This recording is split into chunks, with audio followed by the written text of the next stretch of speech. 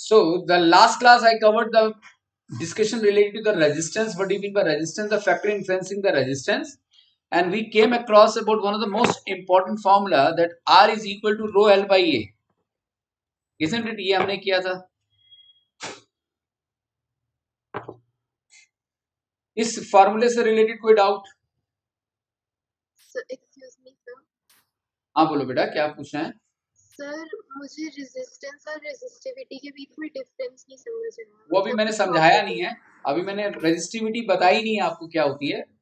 मैंने सिर्फ आपको ये बताया था कि resistance is directly proportional to the length of the conductor and resistance is inversely proportional to the cross sectional area. And why does it happens, ये मैंने दोनों को एक्सप्लेन कर दिया था. Combining them together leads to the formation of this. And in order to remove this sign, this is R is equal to rho L by A, where rho is called as constant of proportionality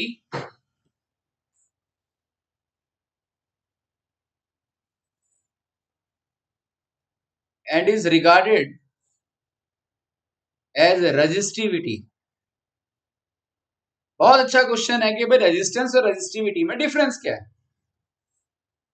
right, अभी आपको clear हो जाएगा. ये formula तो clear है ना, हमने last class यही छोड़ी थी. नाउ सपोज बेटा जी, अगर मैं लेंथ को, एक कंडक्टर की लेंथ को, किसी भी कंडक्टर की लेंथ, कॉपर, एल्यूमिनियम, एनीथिंग, उसको मैं 1 मीटर ले लूं, राइट, और डिवाइड कर दूं cross sectional area 1 metre square से, isn't it rho and R both equal? R और रो दोनों इक्वल हो गया है नहीं? आपने जो लास्ट क्लास में फॉर्मूला लिखवाया था उसमें तो आपने एरिया को ऊपर करा हुआ था. मतलब आपने लिखाया था कि आप एक बेटा, मुझे एक बच्चे को एंट्री कर देंगे.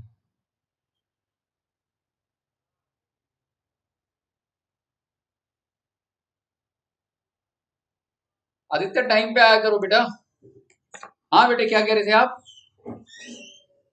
सर मैं समझ गई. वो एक्चुअली आपने जो भी आपने फॉर्मूला लिखा है उसी को आपने थोड़ा सा इलैबोरेट करके दूसरा फॉर्मूला लिखवाया था. मैं उससे कंफ्यूज हो गई थी. राइट, कोई बात नहीं. देखो R is rho L by, अगर मैं किसी भी कंडक्टर की लेंथ को 1 मीटर ले लूं, जैसे मान लिया कि ये पेन 1 मीटर लेंथ का कंडक्टर है, 1 मीटर लेंथ है, और इसका cross sectional area, obviously it is in the cylinder form, and if I cut it that the cross sectional area is in the form of a circle, right. अगर उस circular area 1 metre square हो और length 1 metre हो, तो उस दौरान इस conductor में जो भी रेजिस्टेंस होगा, that resistance is known as resistivity.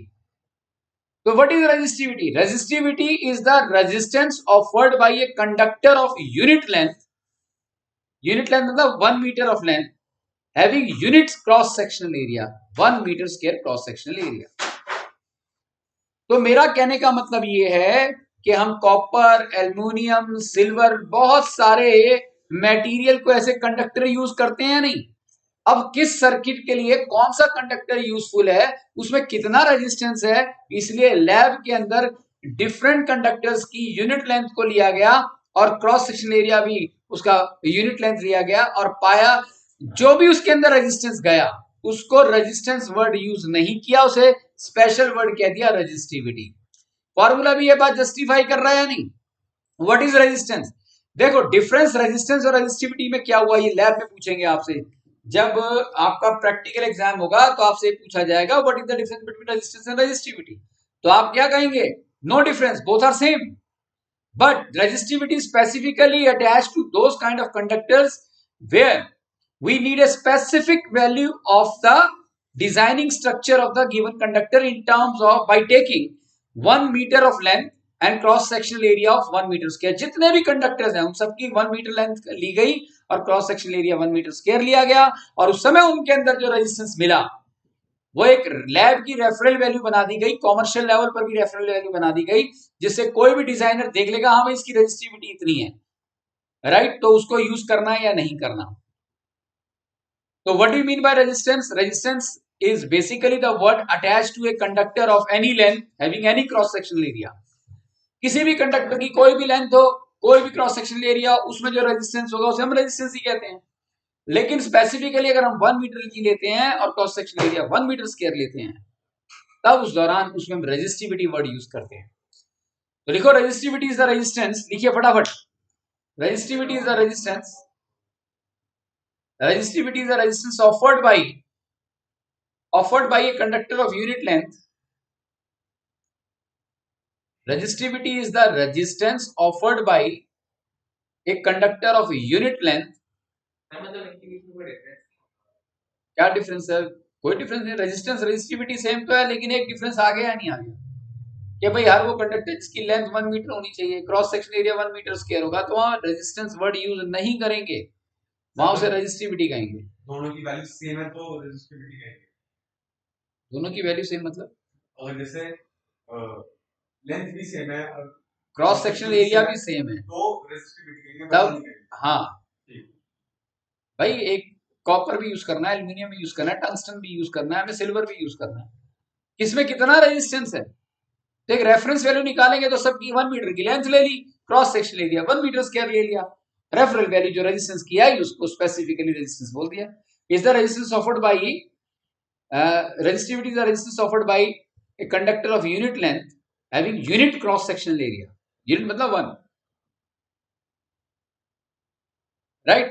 तो बेटा जी देखिए R is equal to rho L by A है ना, तो मैं रो को लिख सकता हूं ना R A divided by L. तो रो क्या हो गया, रेजिस्टेंस की यूनिट होती है ohm, cross sectional area metre square length की होती है मीटर, कट गया, तो एसआई यूनिट क्या आ गई रेजिस्टिविटी की, ओम मीटर। Is that clear? कुछ रेजिस्टिविटी की वैल्यू मैं यहां पर आपके सामने लेके रख रहा हूं, जैसे सिल्वर की रेजिस्टिविटी है ये, can anybody suggest me what do you mean by this?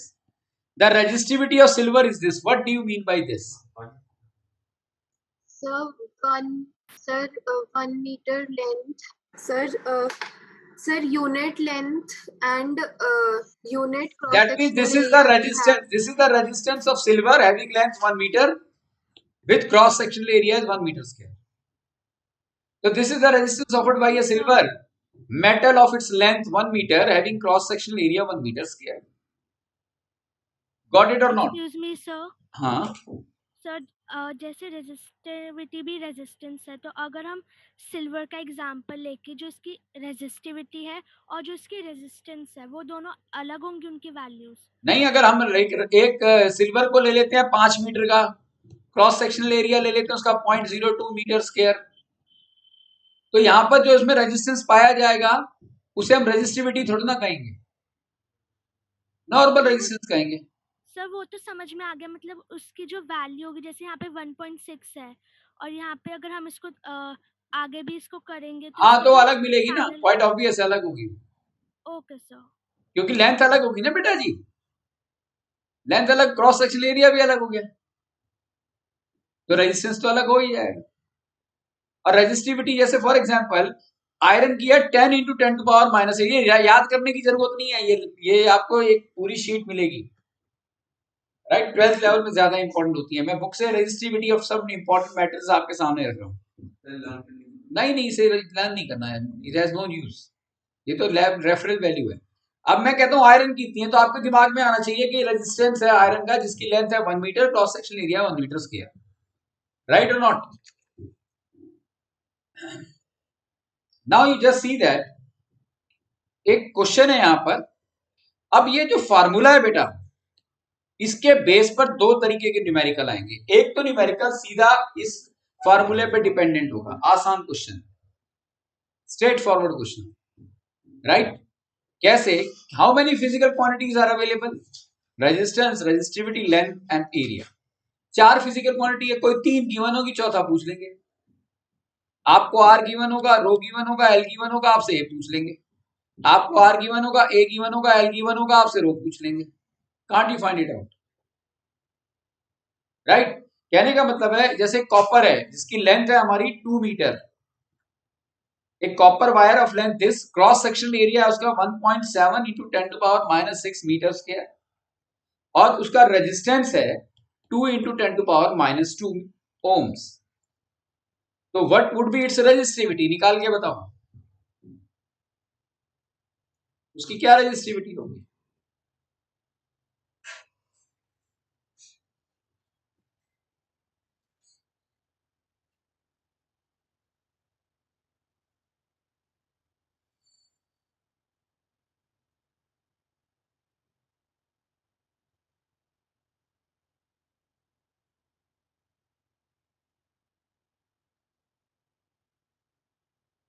Sir 1.7 into 10 raised to power -8 ohm meters. Ohm metre is the right answer. यही आया या नहीं आया कैलकुलेट कर? राइट, तो आई थिंक सो ये क्लियर हो गया होगा आपको। एक बात याद रखना, जैसे resistance is inversely proportional to area, तो I can say resistance is inversely proportional to the square of the diameter. ये फार्मूला याद रखना, ये आपको आगे फ्यूचर में काम आएगा। Excuse me sir. हाँ बेटे बोलिए। सर नहीं सर, अच्छा मुझे वो क्लियर हो गया सर। अब आपको एक क्वेश्चन यहाँ ये गिवन है कि लेंथ है, डायमीटर गिवन है बेटा जी 0.5 मिलीमीटर, रेजिस्टिविटी गिवन है 1.6 इंटू दिस ओम मीटर। कितनी लेंथ चाहिए to make a resistance of 10 ohm? ये डायमीटर है। क्या करेंगे? Try to give me the answer.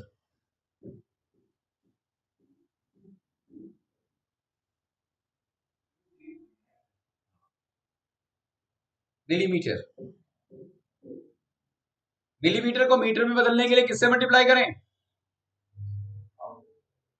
हाँ, 0.5 इंटू 10 टू पावर से डिवाइड करेंगे -3, मीटर्स में बदल गया।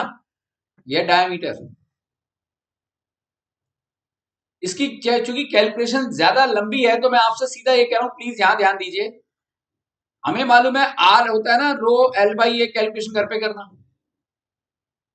रेजिस्टेंस गिवन है, रेजिस्टिविटी भी गिवन है, लेंथ निकालना है, क्रॉस सेक्शनल एरिया गिवन नहीं है लेकिन डायमीटर तो गिवन है।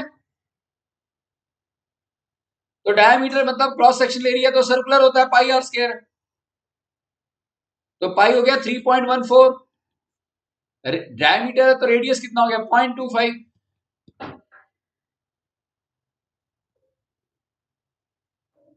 तो 3.1 को ले सकते हैं, 22/7 बिल्कुल बिल्कुल सही, क्लियर है ये? राइट, तो पाई आर स्क्वायर ये हो गया आर स्क्वायर। अब लेंथ निकाल लोगे या नहीं? ये कितना सिंपल लेकिन येट वेरी इंपॉर्टेंट न्यूमेरिकल, कोई डाउट इसमें? अब मैं आपसे जो कराने जा रहा हूं ये क्वेश्चन 99.9% कंफर्म है। सर इसमें मतलब थोड़ी ज्यादा आएंगी या न्यूमेरिकल्स? न्यूमेरिकल्स इस चैप्टर में, थ्योरी तो कम आएगी लेकिन न्यूमेरिकल्स तो आने चाहिए। न्यूमेरिकल्स देखिए, resistance is 6 ohm resistance, a 6 ohm resistance wire is doubled by folding it. A 6 ohm resistance is doubled by folding it. Calculate the new resistance of the wire. देखो, जो books में answer दिए हैं और जो मैं करा रहा हूं बिल्कुल तरीका अलग है, सबका फोकस यहां होना चाहिए। My question is to you, मान लिया कि ये एक कंडक्टर है, प्लीज सबका फोकस यहां। Let this is a conductor, if I stretch it, let the elasticity of this is enough to stretch it, right, to make its length double of its original value. अगर इसकी length 1 metre है for example और मैंने इसे खींच कर 2 metre कर दिया, तो क्या मैंने कुछ नया मटेरियल इसमें ऐड किया?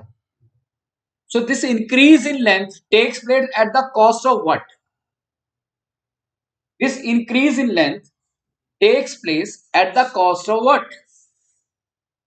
Thickness of the wire. Thickness of the wire, thickness सही कहा आपने, यानी कि क्रॉस सेक्शनल एरिया।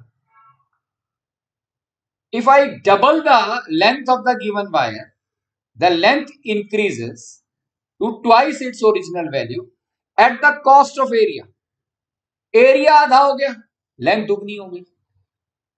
अगर मैं इसे फोल्ड कर देता हूं, इस 1 मीटर की लेंथ को मैं आधा मीटर कर देता हूं फोल्ड करके, तो थिकनेस बढ़ेगी या कम हो जाएगी? दुगनी हो जाएगी. क्या ये बात क्लियर है? Yes, sir. मेरा आपसे सिंपल सा क्वेश्चन ये है कि why when I increase its length to twice its original value, will there be any change in the volume of this pen, this conductor? Volume क्या, इस पर्टिकुलर वायर का volume हम कैसे निकालेंगे? किसी भी वायर का वॉल्यूम कैसे निकालेंगे? क्या होता है फॉर्मूला? वायर किस फॉर्म में होती है? सिलेंडर. पतली सिलेंडर की फॉर्म में होती है. और वॉल्यूम का फार्मूला क्या? Length into breadth into height. Length अगर हम स्ट्रेच करेंगे तो नहीं हो जाएगा. च्युइंगम ऐसे मोटी है, वो पतली नहीं हो जाएगी स्ट्रेच करके. समझाने दो. मैं वॉल्यूम की बात कर रहा हूं. तो volume length into breadth into height होता है. लेंथ इनटू ब्रेड्थ को तो हम एरिया कह सकते हैं या नहीं? और हाइट को हम लेंथ की फॉर्म में ले सकते हैं, length of the conductor. Length of the conductor. Sir height को, हाँ हाइट कह दो, लेंथ कह दो, बात तो एक ही है. एक ही चीज के दो नाम हो गए. बेटे समझ में आ रहा है ना सारा? है? आप नेक्स्ट टाइम से 6:15 से 6:30 के बीच में आ जाओ, फिर definitely everything would be clear. Clear है ये? Yes, sir. So let us consider that if I increase its length to twice its original value, my question is to you, will there be any change in the volume of this conductor? जब इसकी length को दुगना कर दिया तो क्या volume में कोई चेंज आ गया? वॉल्यूम कम हो जाएगा. एक आंसर ये आ रहा है. शगुन, No, sir. No change. no change. Volume remains be the same. Volume में क्यों चेंज आएगा? वॉल्यूम तो सेम रहेगा. जैसे इस बात को ऐसे समझते हैं, ओरिजिनल एरिया A1 को मैंने कह दिया A, ओरिजिनल लेंथ को कह दिया मैंने L. ये बात समझ आ गई तो 10 न्यूमेरिकल हो गए, समझ लो. और सबसे इंपॉर्टेंट न्यूमेरिकल जो की न्यूमेरिकल्स है वो मैं भी करा दूंगा. किसी कीमत पर उससे बाहर नहीं आएगा. Area, original area A, original length this, नया एरिया अगर लेंथ को दुगना कर दिया 2L1, दुगना कर दिया 2L1 ओरिजिनल लेंथ, यानी कि मैं कह सकता हूं ना 2L. तो हम जानते हैं whether you stretch it or compress the given material, right, it always takes place just by the elongation of its material or the compression of its material. या तो चीज लंबी होगी तो थिन हो जाएगी, अगर उसको कंप्रेस करेंगे तो थिक हो जाएगी. बनेगा तो वही, वॉल्यूम तो उसका वही रहना चाहिए. द कॉन्सेप्ट से so if we increase or decrease the length, then both takes place at the cost of the area. When we increase the length, increasing the length take place at the cost of the area, area decreases. If we decrease the length, area increases. Clear है या नहीं ये बात? But in both the cases, volume of the given wire remains with the same. Volume क्या होगा? वो same रहेगा. तो वॉल्यूम मतलब पहले क्या? Original area, original length. Clear है या नहीं? वॉल्यूम तो यही निकलेगा ना. मान लिया ये है, कोई चेंज नहीं किया, original length original area. Change कर दिया लेंथ या एरिया, कुछ चेंज कर दिया तो नया एरिया नई लेंथ. तो प्लीज ध्यान से देखिएगा, ओरिजिनल एरिया A है, ओरिजिनल लेंथ L है. नया एरिया क्या आया ये निकालना है. क्यों निकालना है? क्योंकि नई लेंथ क्या हो गई? 2L. नई लेंथ क्या हो गई? 2L. ट्वाइस कर दी ना आपने. यू इंक्रीज, माइनस कहां आएगा? डिक्रीज हो, माइनस नहीं आएगा. देखो आपने लेंथ को दुगना कर दिया तो नया क्रॉस सेक्शन, जब आप उसकी इंक्रीज करेंगे लेंथ को तो क्रॉस सेक्शनल एरिया कम नहीं हो गया? वो कितना कम हुआ वो A2 निकालना है. तो आप देखिए L से L कैंसिल, तो नया एरिया क्या आ गया? पुराने एरिया का आधा। जब लेंथ को दुगना किया गया तो नया एरिया क्या हो गया? हाफ। क्लियर है या नहीं है? इसमें कोई डाउट? एक्सक्यूज मी सर, हाँ, सर मुझे इसमें कंफ्यूजन हो रही है कि जैसे अभी आपने बताया volume is equal to length into breadth into height, वो तो मुझे समझ में आ गया, पर जो आपने लिखा है volume is equal to area into length, तो इसमें हम लेंथ किसको ले रहे हैं, उसकी इस वाली को या इसकी जो ये वाली हाइट है? बेटे ये जो, क्योंकि ये सिलेंडर की फॉर्म में है तो लेंथ इंटू ब्रेथ तो आता है जब हम क्यूबॉइड या क्यूब की बात करते हैं। Yes sir. लेकिन जब हम सिलेंडर की बात करेंगे तो एरिया तो पाई और स्क्वायर नहीं होगा, क्रॉस सेक्शनल एरिया नहीं होगा। ये तो हम वॉल्यूम को ए इंटू एल भी तो कहते हैं। Okay sir. तो सिलेंडर के केस के अंदर, वायर के केस में मैंने इसे एलबीएच ना कहकर ए इंटू एल कह दिया, where A is basically but understood है cross sectional area of the conductor है which is always be the circular form. यानी कि सर्कुलर रेडियस कम हो जाएगा या बढ़ जाएगा, कहने का मतलब ये लेंथ इंक्रीज या डिक्रीज करना। इतना क्लियर है? तो ये जो केस 1 है आपको समझ आया कि जब लेंथ को दुगना कर दिया तो एरिया आधा हो गया। अब एक काम करते हैं, original area A, original length भी, सॉरी ओरिजिनल लेंथ भी है। Now what I do, length को मैं आधा कर देता हूं तो नया एरिया क्या होगा? तो कॉन्सेप्ट ये कहता है वॉल्यूम तो सेम रहता है, A1L1 is equal to A2L2। क्या हो जाएगा? यस, अभी देखो क्लियर है यहां तक? तो AL राइट, A2 हमें निकालना है और ये हो गया L/2, L से L कैंसिल हो गया बेटा तेरा काम। A2 is equal to 2A हो गया, नहीं? क्लियर है? क्या ये बात समझ में आ गई या नहीं आ गई सबको? अब जो मैंने क्वेश्चन लिखवाया है आपको, उसका ओरिजिनल रेजिस्टेंस कितना गिवन है? क्वेश्चन में क्या पूछा गया है? नया रेजिस्टेंस क्या हो, पूछा गया ना कि नया रेजिस्टेंस क्या होना चाहिए। कब?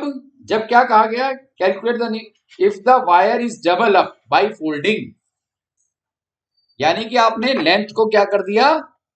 आधा कर दिया। मान लिया कि ओरिजिनल एरिया है ए, ओरिजिनल लेंथ है एल, नया एरिया क्या होगा जब लेंथ को, नई लेंथ डब आपने क्या कर दी? फोल्ड कर दिया। फोल्ड मतलब आधा कर दिया।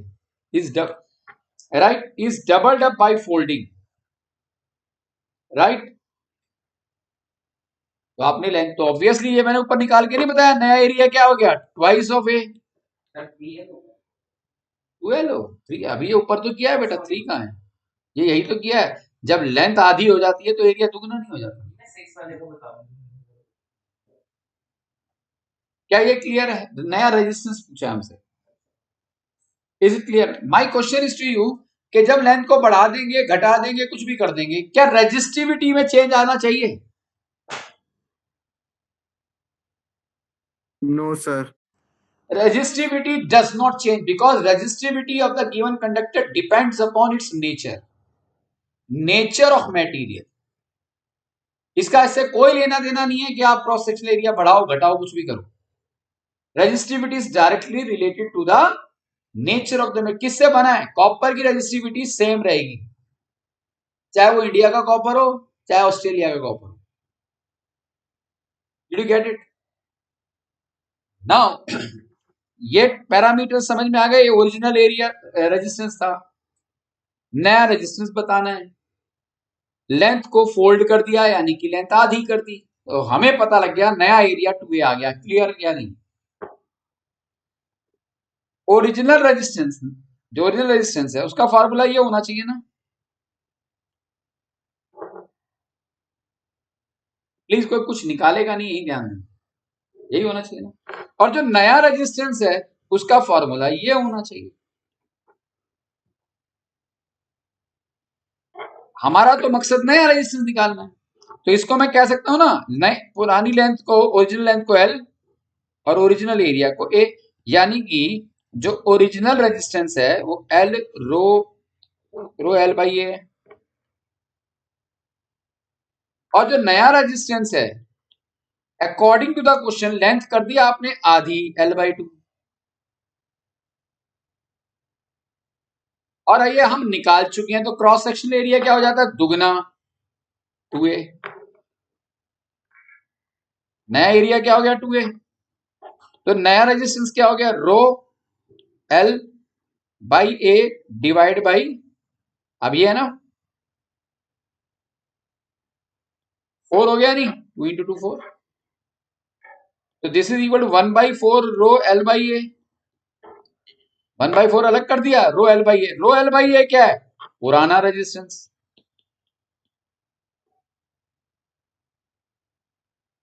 तो नया रेजिस्टेंस क्या आ गया 1/4 इंटू 6, नया रेजिस्टेंस, पुराना तो 6 गिवन है, right, so that amounts to 3/2 1.5 ohm, क्या आंसर आ गया 1.5, क्लियर है। तो आपको क्वेश्चन का आंसर देना मेरा मकसद नहीं है, आपको लॉजिक कैच करना है, क्वेश्चन क्या आएगा, what would be the nature of the numerical, आपको लेंथ या तो इंक्रीज या डिक्रीज बता देंगे, तो आपका पहला मकसद क्या होगा कि आपको अगर लेंथ इंक्रीज या डिक्रीज कर दी तो चेंज इन एरिया क्या होगा वो निकालना, और चेंज इन एरिया करने के लिए हम इस फार्मूले को यूज करते हैं, volume remains be the same. Length के बारे में होता है, क्योंकि एरिया तो हम घटा बढ़ा नहीं सकते, लेंथ ही तो घटा बढ़ा सकते हैं, तो अभी आपने देखा हमने लेंथ को डबल कर दिया था, अगर हम लेंथ को राइट दुगना कर दें तो क्या होगा, तो ओरिजिनल एरिया ओरिजिनल लेंथ तो AL, नया एरिया लेंथ डबल, राइट, तो L से L कैंसल, तो ओरिजिनल एरिया क्या हो गया, क्लियर है या नहीं, यहां तक कोई डाउट, सर सर वो तो new area original area upon 2 हो जाएगा ना। हाँ बेटा A/2 हो गया ना वो नया एरिया, नहीं A/2 sir A2 is equal to A upon 2 नहीं होएगा, A/4 क्यों होगा, आपने लेंथ को दुगना सर किया है, A2 is equal to A upon 2। 2 is equal to, नहीं बेटा देखो ये फॉर्मूला है ना, अच्छा सर नहीं वो ये ओरिजिनल एरिया ये ओरिजिनल लेंथ, नया एरिया क्या होगा अगर लेंथ को दुगना कर दूंगा तो लेंथ से लेंथ कट गया, तो नया एरिया क्या आ गया, पुराने एरिया का आधा, और क्वेश्चन में गिवन है कि रेजिस्टेंस है 45 ओम पुराना, नया रेजिस्टेंस बताओ, तो प्लीज देखिए ध्यान से, पहले तो आप ये काम करेंगे अगर लेंथ बढ़ी या घटी हुई होगी तो पहला स्टेप ये होगा, पहला स्टेप क्या होगा, we will use the formula V is equal to A1 L1 is equal to A2 L2, right, दूसरा स्टेप क्या होगा, हम जानते हैं नया रेजिस्टेंस, पुराना रेजिस्टेंस क्या है, पुराना रेजिस्टेंस है रो L1 A1, जिसे मैं लिख सकता हूं रो L बाई A, यानी कि पुराना रेजिस्टेंस ये है, नया रेजिस्टेंस क्या होगा, नई लेंथ नया एरिया, क्योंकि रेजिस्टिविटी तो चेंज नहीं होती, नई लेंथ कितनी हो गई 12, नया एरिया वो निकालना है, वो भी आपने निकाल दिया था, यहां निकाल दिया ना A/2, यहां कह सकता हूं ना मैं A/2 इसे, तो नया रेजिस्टेंस क्या आया, ये 2 और 2 ऊपर हो गया मल्टीप्लाई हो गया रो L बाई A, ये क्या है पुराना रेजिस्टेंस, तो नया रेजिस्टेंस क्या आ गया 4 इंटू, बिल्कुल बुक से अलग करा रहा हूं मैं, जैसे बुक में लिखा हुआ, तो समझ में आ गया ना, सारा चेक करा लिए, एक बार कपिल को दिखा के जाना, क्या ये क्लियर है, तो रेजिस्टेंस कितना गिवन था 45, 45 से मल्टीप्लाई कर दो आंसर आएगा, क्लियर, तो 180 ओम is the answer, right or not, कोई डाउट बेटा जी, अब क्वेश्चन लिखिए, a wire of resistance 5 ohm, a wire of resistance 5 ohm is drawn out, a wire of resistance 5 ohm is drawn out a wire of resistance 5 ohm is drawn out so that its length is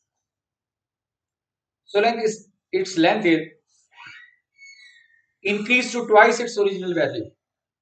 So that its length is increased to twice its original value.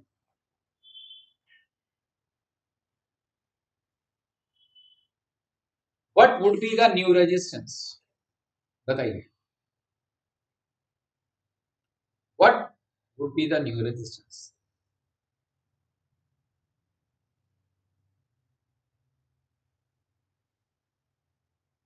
जिसका भी answer आ जाए please बताएं.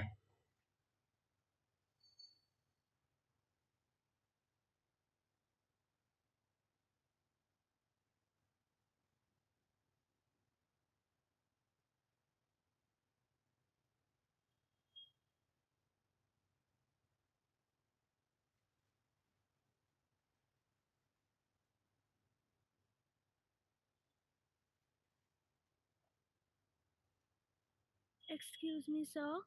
हाँ बेटे. Sir actually मेरा net ना अचानक से बीच में चला गया था, तो मैं मम्मा से लेने गई थी नेट, लाइक उनका हॉटस्पॉट ऑन करवाने गई, तो मैंने उसके बाद नहीं सुन पाई मैं जब आप हमें वो समझा रहे थे. Volume is equal to A1 L1 is equal to A2 L2. अच्छा, तो ये न्यूमेरिकल आपने देखा नहीं जो मैंने किया कराया था? तो 45 ओम वाला नहीं देखा मैंने. हाँ, ये देख लो आप. आपने क्या किया, मैंने क्या किया यहाँ पर, लेंथ को दुगना कर दिया. बेटा खुद से समझने की कोशिश करो, ये पूरी डिटेल आपके सामने है. नया रेजिस्टेंस निकालना है, पुराना रेजिस्टेंस 45 ओम है.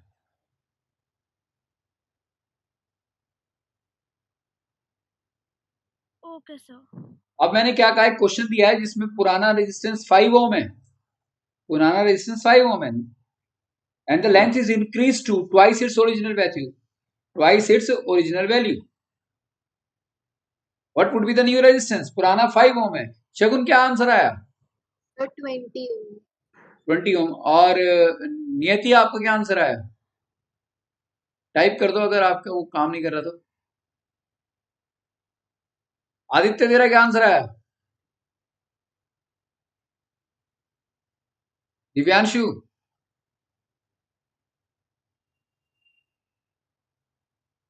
दिव्यांशु बेटे क्या आंसर है? सर अभी कर रहा हूँ. अच्छा ठीक है बेटा, करो करो.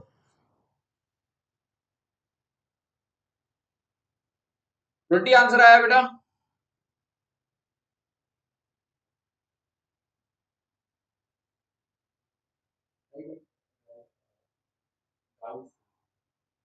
बताओ फिर क्या डाउट है? क्लास टाइम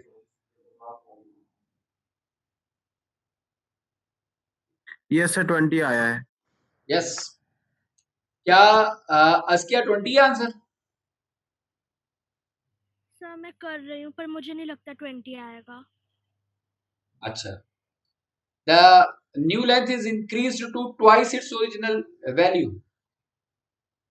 पुराना रेजिस्टेंस है 5 ओम, नई लेंथ है increased to twice its original value. What would be the new resistance?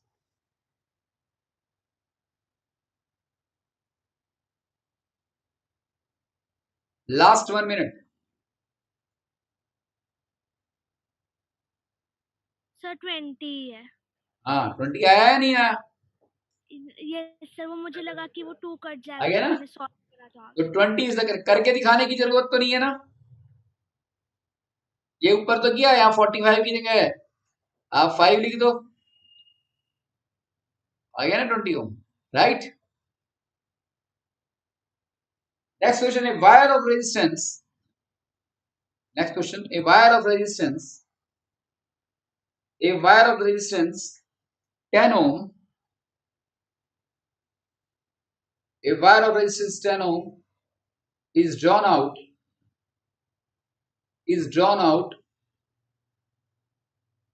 so that its length is drawn out so that its length is increased by twice its original value, so that its length is increased by twice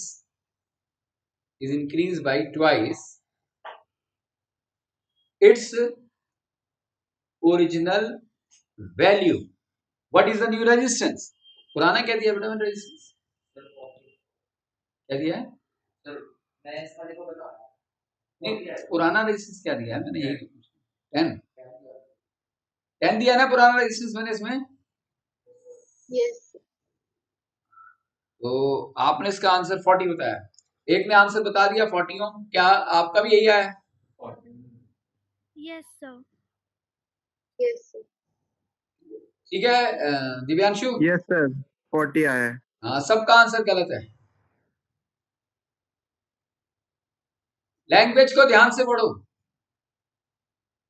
यही गलती 100 में से 99 students करते हैं इस question के साथ।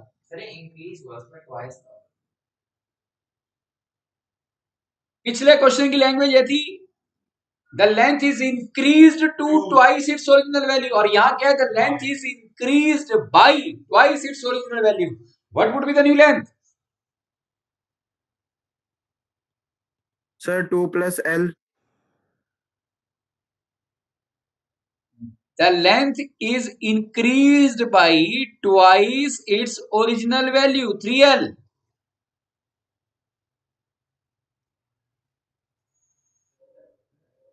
The length is increased by मतलब ऐड किया। कितना ऐड किया? Twice of original value. नहीं 60 आएगा। 3L हो गया। गलत है वो आंसर। इतनी जल्दी मत करो, सोच समझ के।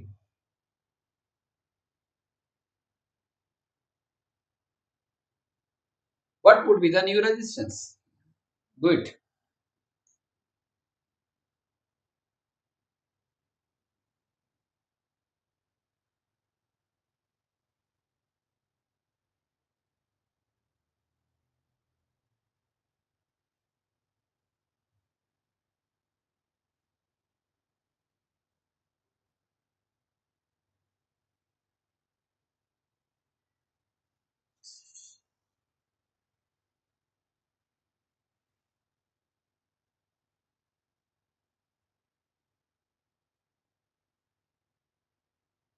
sir 90 ohm कितना है बेटा? 90 ohm 90 ओम। किसी और का? Sir 90 ohm. Divyanshu? Yes sir 90 आया है। Excellent answer, 90 ohm is the correct answer. देखो जब नई लेंथ है, प्लीज यहां देखिएगा बेटा, आप भी देखें यहां। Volume is A1L1 is equal to A2L2। पुराना एरिया पुरानी लेंथ, नया एरिया निकालना है, जबकि नई लेंथ हो गई 3L। नई लेंथ 3L हो गई ना, राइट? तो L से L कैंसिल, तो नया एरिया क्या हो गया? A/3। पुराना रेजिस्टेंस क्या था? नया रेजिस्टेंस क्या होगा? तो नई लेंथ क्या है? पुराना एरिया क्या है? नया एरिया क्या है? Sorry, A/3। तो नया क्या होगा? 9 रो L/A, which is original resistance. अगर ये न्यूमेरिकल समझ आ गया तो आपको एक की कॉन्सेप्ट समझ में आ गया, पकड़ में आ गया। अब आपको देखो, हमें ना एक बहुत ही टिपिकल चैप्टर कर रहे हैं। I did my level best to make it as simple as possible and easy to understand। क्या आपको समझ आया अब तक जितना भी मैंने पढ़ाया है? तो करंट इलेक्ट्रिसिटी का हमने 50% कंटेंट खत्म किया, 40% सॉरी, 40% कंटेंट अब आगे होगा, 20% आखिर में होगा, तब जाकर ये करंट इलेक्ट्रिसिटी खत्म होगा। मतलब क्या टाइम तो लगेगा ना किसी भी चीज को कवर, डिटेल में करा दूं ना बेटे मैं। खत्म कराने को तो मैं तो 2 क्लास में खत्म करा सकता था। तो हम इसलिए थोड़ी ना बैठे, हम तो डिटेल में समझ। आप बताओ जैसे आफ्टर में मिलता है जब सारे सिलेबस में। अरे नहीं बेटा, मेरा कहने का मतलब है this chapter gets divided into 3 parts. First part is over, second part we will start, and the third part is a very small part, just about 20%, right? So in order to switch on to the second part, first part tips पर होना चाहिए. और आप लोगों को मैं बहुत sincere work दे रहा हूं, जिसको इस चैप्टर की मास्टरी करनी है, जो ईमानदार है पढ़ाई में. कॉम्बिनेशन ऑफ रेजिस्टेंस से पहले जितने भी क्वेश्चन आपके लखमीर सिंह में गिवन है, मैं तो अपने असाइनमेंट दे सकता हूं और वो मैं दूंगा भी, लेकिन अभी आप प्राइमरी स्टेज पर हैं इस चैप्टर के. तो लखमीर सिंह के अंदर, लखमीर सिंह में एक बात को 4 बार रिपीट किया हुआ होता है, इसलिए ज्यादा ढंग से समझ में आया कि सिंपलेस्ट लैंग्वेज है उसकी. आपने करना क्या है कि अगर आपको सारी क्लास समझ में आ गई तो you may directly start with the questions. जितने भी कॉम्बिनेशन ऑफ रेजिस्टेंस से पहले के अनसॉल्व्ड एक्सरसाइज हैं, उन सभी क्वेश्चंस के आंसर्स को खुद से करो और बुधवार तक कंप्लीट कर लो, अगले ट्यूसडे तक कंप्लीट कर लो. सीमेंटेड हो जाएगी आपकी नॉलेज, क्योंकि मैं इसके ऊपर आपको कुछ ऐसे क्वेश्चन दूंगा जो इस बुक में नहीं है, किसी भी बुक में नहीं है, और वो आपको तब समझ में, आप उसके आंसर तब निकाल पाओगे जब आपको प्राइमरी स्टेज क्लियर होगी. से पहले के जितने भी एक्सरसाइज के क्वेश्चन है, try to complete them on your own. बहुत आप सबको मैं पढ़ा चुका हूं, आप सबको मैं समझ भी चुका हूं. बहुत बड़ा कोई रीजन हो तो डाउट पूछना, नहीं तो अपनी रिसर्च करना, क्योंकि ये आदत अभी से डाल लोगे ना, तो जब आप 12th के बाद इंजीनियरिंग कॉलेज में या मेडिकल में जाओगे या कॉमर्स साइड में जाओगे, चाहे आप आईपी से लेके ऑक्सफोर्ड यूनिवर्सिटी तक एडमिशन ले लेना, 85 to 90% कोई नहीं पढ़ाता, खुद पढ़ना पड़ता है, और एक सब्जेक्ट के लिए 8 किताबें रेफर करनी होती है. कोई नहीं पढ़ाता. जो जितने बड़े इंस्टीट्यूट में जाएगा उतना ज्यादा उससे पूछा जाता है. खुद की रिसर्च करनी पड़ती है, ये आदत खुद से डालो. लेकिन इसका मतलब ये नहीं है कि मैं आपके डाउट क्लियर नहीं करना चाहता, पूछो, लेकिन डाउट क्लियर करने से पहले अपना बेस्ट दो उस क्वेश्चन को, क्योंकि अगर ऐसा करोगे तो आपकी सेल्फ एनालिटिकल एबिलिटी इंक्रीज होती चली जाएगी. नहीं तो जैसे छोटे बच्चे को हाथ पकड़ के सड़क पार कराते हैं ना, ऐसे ही रह जाओगे. ये मेरा सजेशन है. पूछो, मैं तो इंस्टेंटली बता दूंगा, क्योंकि कोई मिसगाइड ना हो कि भाई मैं बताना नहीं चाहता. डेफिनेटली पूछो, आई क्लियर इट. लेकिन आपने अपना ब्रेन यूज नहीं किया, क्वेश्चन पढ़ा और पूछ लिया, तो आपके अंदर इंप्रूवमेंट के चांस ऑलमोस्ट नेग्लिजिबल रहेंगे, खासकर एनालिटिकल टॉपिक्स में. क्योंकि 10th के बाद आप नदी से सागर की तरफ जाओगे 11th एंड 12th में. और दुनिया का कोई भी टीचर एक एक चैप्टर के अंदर 700 क्वेश्चन है, कोई टीचर नहीं करा सकता, खुद करने होंगे आपको. और खुद करने के लिए खुद की समझ होनी चाहिए. ये सब उसी के लिए है जिसका इंटरेस्ट है. इन क्वेश्चंस को कवर करना, कहीं कोई डाउट आए बिल्कुल, तो obviously I am ready to help you out. मेरा मकसद ये है कि जब मैं कॉम्बिनेशन रेजिस्टेंस पे पहुंचूं, उससे पहले का सब कुछ आपके टिप्स पर होना चाहिए.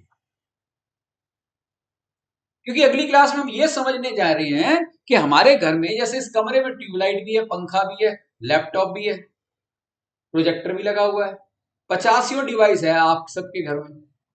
अब वो सीधी लाइन में लगे हुए हैं या एक दूसरे के ऊपर लगे हुए हैं, उनका कॉन्फ़िगरेशन कैसे है, हमारे घर में जितने भी डिवाइसेस हैं वो कैसे कनेक्टेड हैं, ये समझना है हमें. सबसे इंपॉर्टेंट प्रैक्टिकल वर्जन, और उसके ऊपर जो न्यूमेरिकल है, जब तक कॉन्सेप्ट क्लियर नहीं होगा न्यूमेरिकल को टच भी नहीं कर पाओगे, आप समझ भी नहीं पाओगे लैंग्वेज को.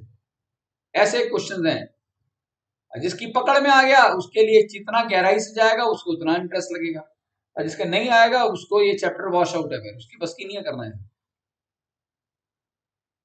मैंने कई साल पहले 18 बच्चों को सिर्फ ये 2 चैप्टर पढ़ाए थे जनवरी में, जब फाइनल बोर्ड हुआ करता था, और 18 के 18 एक्स्ट्राऑर्डिनरी ब्रिलियंट थे, उनको बहुत सारे डाउट्स थे.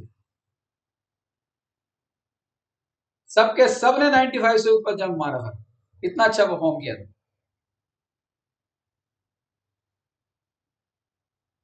द सेम में हैपन विद यू आज, इसलिए इसके ऊपर मेहनत करो। और ऐसा जब ये वाला chapter magnetic effect of current, दोनों बहुत टीडियस टॉपिक, या तो समझ आते हैं या समझ नहीं आते, बीच की सिचुएशन नहीं है इनके साथ।